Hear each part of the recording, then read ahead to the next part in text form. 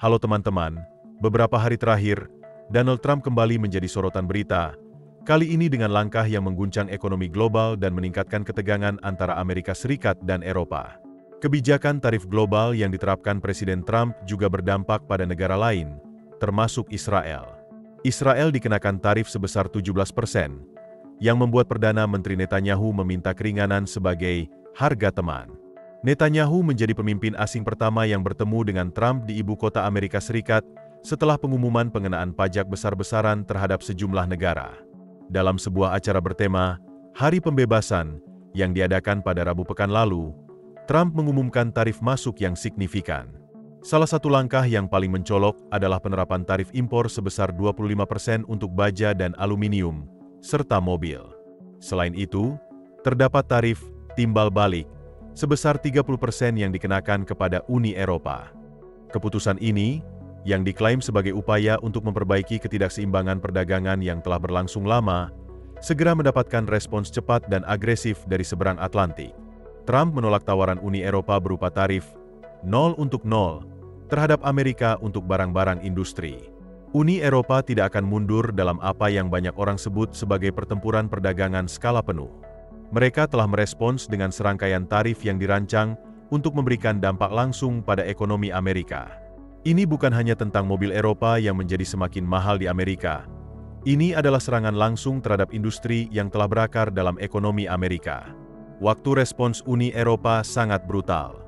Komisi Eropa tidak membuang waktu untuk memberikan tanggapan. Ursula von der Leyen, Presiden Komisi Eropa, menegaskan bahwa Eropa tidak akan tinggal diam. Dalam pernyataannya di Brussels, ia menyatakan bahwa Uni Eropa sepenuhnya siap untuk mempertahankan kepentingan ekonominya, dan upaya Amerika untuk mengenakan tarif yang dianggap tidak adil akan disambut dengan respons yang tegas. Respons Uni Eropa terhadap langkah tarif Donald Trump datang dalam bentuk serangkaian tarif pembalasan senilai 26 miliar euro yang mengejutkan. Namun, ini bukan sekadar usaha untuk menyamai tarif mobil yang dikenakan Trump. Eropa kini menargetkan sektor-sektor utama dalam ekonomi Amerika, termasuk pertanian, teknologi, dan barang konsumsi. Yang menarik dari langkah ini adalah sifatnya yang sangat rarah, berbeda dengan tindakan ekonomi yang lebih luas dan sembarangan. Uni Eropa melakukan serangan politik yang diperhitungkan, memfokuskan tarifnya pada barang-barang yang diproduksi di negara bagian yang menjadi basis dukungan terkuat Trump. Contohnya, kacang kedelai dari Louisiana, daerah yang diwakili oleh Ketua DPR Mike Johnson, kini akan menghadapi bea baru yang tinggi. Selain itu, daging sapi dan unggas dari Kansas dan Nebraska, serta ekspor pertanian dari Alabama, Georgia, dan Virginia, semua menjadi sasaran. Strategi ini mungkin terdengar familiar karena kita telah melihatnya sebelumnya. Pada masa jabatan pertama Trump, ia meluncurkan gelombang tarif serupa pada baja dan aluminium dari Uni Eropa. Sebagai balasan, Eropa mengenakan tarif pada produk-produk seperti Harley-Davidson, whisky bourbon, dan celana jeans Levi's. Kini, sejarah seolah terulang, tetapi kali ini taruhannya jauh lebih tinggi. Rencana tarif yang lebih tinggi dari Trump bertujuan untuk membawa kembali pekerjaan manufaktur ke Amerika, dengan anggapan bahwa bea masuk yang lebih tinggi akan memaksa produsen mobil untuk memproduksi kendaraan di dalam negeri. Namun, strategi ini datang dengan risiko besar. Perhatian terhadap konsekuensi langkah ini tidak hanya datang dari Eropa. Bahkan di dalam Amerika, para pemimpin industri dan analis ekonomi mulai membunyikan alarm. Kamar Dagang Amerika untuk Uni Eropa merilis pernyataan mendesak kedua belah pihak untuk meredakan ketegangan sebelum kerusakan yang lebih besar terjadi. Mereka memperingatkan bahwa ini bukan hanya tentang industri mobil. Perang dagang ini dapat berubah menjadi krisis ekonomi yang lebih luas, berdampak pada pekerjaan, investasi, dan bahkan aliansi keamanan jangka panjang antara Amerika dan Eropa. Sementara itu, respons Uni Eropa sangat jelas. Mereka tidak hanya bereaksi, tetapi juga mempersiapkan diri untuk konfrontasi ekonomi yang berkepanjangan. Di samping tarif baru yang dikenakan, Komisi Eropa juga memperkenalkan kembali pembatasan perdagangan yang sempat diberlakukan selama masa jabatan pertama Trump, tetapi kemudian ditangguhkan di bawah pemerintahan Biden.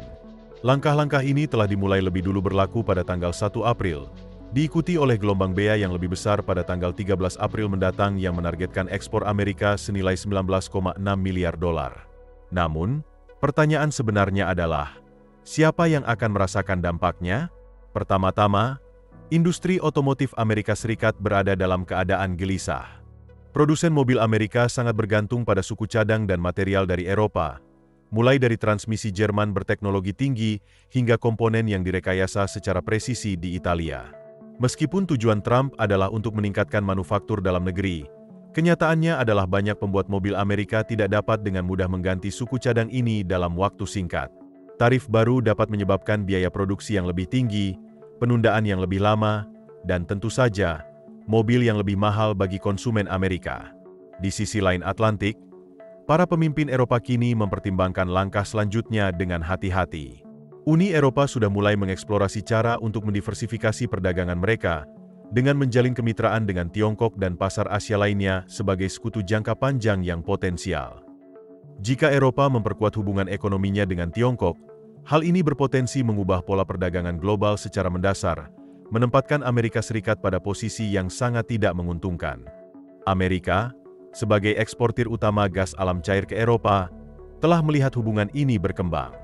Namun, dengan meningkatnya ketegangan perdagangan, perusahaan energi di Eropa mungkin mulai mencari alternatif lain untuk mengurangi ketergantungan mereka pada impor energi dari Amerika. Situasi ini semakin rumit bagi industri otomotif Amerika. Saat tarif baru diberlakukan, waktu tidak bisa lebih buruk lagi. Amerika telah berusaha memperkuat produksi mobil dalam negeri, tetapi ada masalah besar yang mengintai.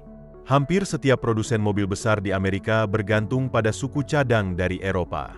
Transmisi yang direkayasa secara presisi dari Jerman, sistem elektronik canggih dari Prancis, dan bahkan komponen mekanis sederhana dari Italia semuanya kini menghadapi pajak impor yang tinggi. Ini berarti produsen mobil Amerika akan melihat biaya produksi mereka meroket. Nama-nama besar seperti Ford, General Motors, dan Tesla merasakan tekanan yang signifikan. Ketiga perusahaan ini memiliki rantai pasokan yang besar yang terhubung dengan Eropa. Bagi mereka, ini bukan sekadar ketidaknyamanan kecil, tetapi gangguan besar yang dapat berakibat pada kenaikan harga, penundaan produksi, dan bahkan pemutusan hubungan kerja. Tesla, yang telah membangun reputasi besar berkat teknologi mutakhir, sangat bergantung pada semikonduktor buatan Eropa dan komponen baterai. Jika biaya komponen ini meningkat akibat tarif baru, biaya produksi Tesla bisa melonjak, memaksa perusahaan untuk menyerap kerugian finansial atau meneruskannya kepada konsumen. Apapun pilihan yang diambil, ini merupakan berita buruk bagi perusahaan. Selain itu, Uni Eropa telah meluncurkan serangan balasan dengan mengenakan tarif 25% untuk mobil buatan Amerika yang masuk ke Eropa. Langkah ini akan membuat merek-merek Amerika seperti Jeep, Ford, dan Cadillac jauh lebih tidak kompetitif di pasar Eropa. Merek-merek ini telah berjuang untuk meningkatkan pangsa pasar mereka di Eropa, dan dengan tarif baru ini, konsumen mungkin mulai mencari pilihan alternatif. Mengapa membayar lebih untuk Jeep Wrangler ketika mereka bisa mendapatkan kendaraan dari produsen Jerman atau Jepang yang lebih terjangkau? Dealer mobil di Eropa kini bersiap menghadapi dampak yang akan ditimbulkan. Mereka menyadari bahwa permintaan untuk kendaraan Amerika kemungkinan akan menurun. Data menunjukkan bahwa tahun lalu, produsen mobil Amerika mengekspor kendaraan senilai 56 miliar euro ke Eropa.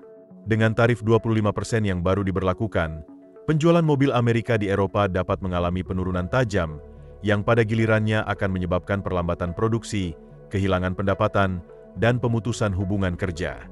Perusahaan yang paling terpukul adalah mereka yang menghususkan diri dalam kendaraan besar seperti SUV dan truk, yang sudah kurang populer di Eropa akibat regulasi emisi yang ketat dan biaya bahan bakar yang tinggi. Namun, rasa sakit ini tidak hanya berhenti pada industri otomotif. Tindakan pembalasan Eropa juga menargetkan sektor pertanian Amerika, yang sangat terkait dengan negara-negara bagian yang mendukung Republik. Kedelai, daging sapi, unggas, dan produk pertanian lainnya kini terancam oleh tarif baru ini. Sekarang, petani Amerika menghadapi tantangan baru dengan adanya tarif Uni Eropa yang akan memukul mereka dengan keras. Banyak dari mereka masih dalam proses pemulihan setelah mengalami dampak dari perang dagang sebelumnya, ketika tarif yang dikenakan oleh Trump terhadap Cina menyebabkan tarif balasan pada produk pertanian Amerika. Kini, mereka harus menghadapi tekanan ekonomi tambahan, kali ini berasal dari Eropa. Wilayah Midwest, yang sering dijuluki sebagai lumbung pangan Amerika, sangat rentan terhadap perubahan ini. Negara-negara bagian seperti Iowa, Nebraska, dan Kansas sangat bergantung pada ekspor pertanian, dan Eropa telah menjadi salah satu pasar terpenting bagi mereka. Jika permintaan menurun akibat tarif baru, petani dapat melihat harga produk mereka anjlok, yang berpotensi menyebabkan kesulitan finansial dan bahkan penutupan usaha pertanian. Banyak petani ini merupakan pendukung utama Trump dalam pemilihan sebelumnya. Namun, jika mata pencaharian mereka terancam, dukungan tersebut bisa mulai terkikis. Di sisi lain, perusahaan-perusahaan pertanian besar seperti Cargill, Tyson Foods, dan Archer-Daniels-Midland kini berebut mencari solusi untuk menghadapi situasi ini. Beberapa di antara mereka mempertimbangkan untuk mengalihkan ekspor ke pasar lain, tetapi langkah itu lebih mudah diucapkan daripada dilakukan. Negosiasi ulang kesepakatan perdagangan memerlukan waktu, dan dalam jangka pendek, mungkin tidak ada cukup pembeli alternatif untuk menutupi penjualan yang hilang di Eropa. Tidak hanya petani yang merasa tertekan, perusahaan-perusahaan Amerika yang memproduksi mesin pertanian, seperti John Deere dan Caterpillar, juga menghadapi risiko. Jika petani mengurangi pengeluaran mereka akibat keuntungan yang menurun, perusahaan-perusahaan ini dapat melihat penjualan mereka juga merosot. Kondisi ini dapat menyebabkan penutupan pabrik dan pemutusan hubungan kerja, menciptakan efek domino yang menyebar ke seluruh industri. Di seberang Atlantik, produsen Eropa juga mulai merasakan dampak yang signifikan. Industri otomotif Uni Eropa sangat terintegrasi dengan pasar Amerika di mana banyak produsen mobil Eropa memproduksi kendaraan di Amerika untuk diekspor kembali ke Eropa. Misalnya, BMW memproduksi sejumlah besar SUV-nya di Carolina Selatan, sementara Mercedes-Benz memiliki pabrik utama di Alabama. Jika tarif baru membuat biaya operasional terlalu tinggi, perusahaan-perusahaan ini mungkin terpaksa mengurangi investasi mereka di Amerika, yang akan mengakibatkan hilangnya pekerjaan di kedua sisi lautan. Sementara itu, produsen baja Eropa bersiap menghadapi kerugian yang signifikan. Uni Eropa saat ini mengekspor jutaan ton baja ke Amerika Serikat, tetapi dengan tarif baru Trump sebesar 25% untuk impor baja dan aluminium, pasar ini menyusut dengan cepat. Industri baja Eropa memperkirakan bahwa mereka dapat kehilangan hingga 3,7 juta ton ekspor, yang akan menjadi pukulan berat bagi sektor yang sudah menghadapi tantangan dari meningkatnya biaya produksi dan persaingan ketat dengan Tiongkok. Konsekuensi ekonomi dari situasi ini tidak dapat disangkal. Meskipun ada peringatan dari para pemimpin industri, ekonom, dan bahkan beberapa sekutu politik, langkah-langkah ini tampaknya tetap diambil. Pemerintahan Trump tidak menunjukkan tanda-tanda mundur dari kebijakan tarifnya. Pejabat Gedung Putih membela tarif tersebut dengan menyatakan bahwa langkah ini diperlukan untuk melindungi industri Amerika dari persaingan yang tidak adil. Mereka menyoroti fakta bahwa Uni Eropa mengenakan tarif 10% pada mobil Amerika, sementara Amerika sebelumnya hanya mengenakan tarif 2,5% pada kendaraan Eropa. Menurut Trump, tarif baru sebesar 25% ini hanyalah cara untuk menyamakan kedudukan. Namun, para kritikus berpendapat bahwa strategi ini sangat cacat dan bukannya mendorong perdagangan yang adil, justru memicu perang ekonomi yang dapat merugikan kedua belah pihak. Kamar Dagang Amerika telah memperingatkan bahwa tarif yang meningkat dapat mengakibatkan kerugian ekonomi miliaran dolar bagi Amerika dan membahayakan ribuan pekerjaan. Sementara itu, para pemimpin Eropa menyerukan deeskalasi, mendesak AS untuk datang ke meja perundingan sebelum situasi menjadi tidak terkendali. Komisaris Perdagangan Eropa Maros Efovi telah melakukan upaya untuk mencapai solusi diplomatik dengan mengunjungi Washington Senin kemarin untuk membahas alternatif. Namun pembicaraan tersebut berakhir tanpa kemajuan berarti. Efovi menyatakan kepada wartawan bahwa Eropa bersedia bernegosiasi, tetapi hanya jika AS serius dalam mencari kompromi.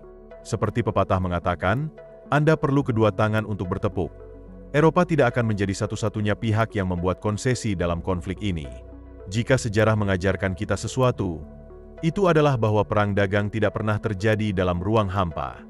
Konsekuensi ekonomi dari langkah-langkah ini tidak terbatas hanya pada industri yang awalnya terlibat. Begitu tarif mulai berlaku, mereka memicu reaksi berantai yang merembet melalui rantai pasokan, pasar keuangan, dan aliansi politik. Inilah yang sedang terjadi saat ini. Apa yang dimulai sebagai perselisihan tentang tarif mobil telah berkembang menjadi konflik perdagangan besar-besaran yang kini melibatkan sektor teknologi, energi, dan bahkan masalah keamanan nasional. Dampak politiknya sudah terasa di kedua sisi Atlantik, dengan para pemimpin berjuang untuk mengelola ketegangan yang terus meningkat. Tekanan semakin tumbuh di Washington, di mana sikap garis keras Trump terhadap tarif berperan langsung dalam strategi pemilihannya menjelang 2024. Ia memposisikan dirinya sebagai pembela industri Amerika, dan basis dukungannya selalu merespons positif terhadap pesan Amerika Pertama. Namun, ada masalah yang perlu dihadapi. Banyak negara bagian yang paling terpukul oleh perang dagang ini adalah negara bagian yang sangat dibutuhkan Trump untuk meraih kemenangan. Industri otomotif Amerika, yang mempekerjakan lebih dari 1 juta pekerja, kini berada dalam posisi yang rentan. Saat ini, banyak sektor di Amerika Serikat menghadapi biaya yang lebih tinggi, potensi pemutusan hubungan kerja, dan penurunan ekspor ke Eropa. Pabrik-pabrik di Michigan, Ohio, dan Pennsylvania, negara-negara yang menjadi medan pertempuran politik, akan segera merasakan dampak tarif ini, dengan PHK yang mungkin terjadi seiring konsekuensi mulai terasa. Terima kasih telah menonton dan sampai jumpa.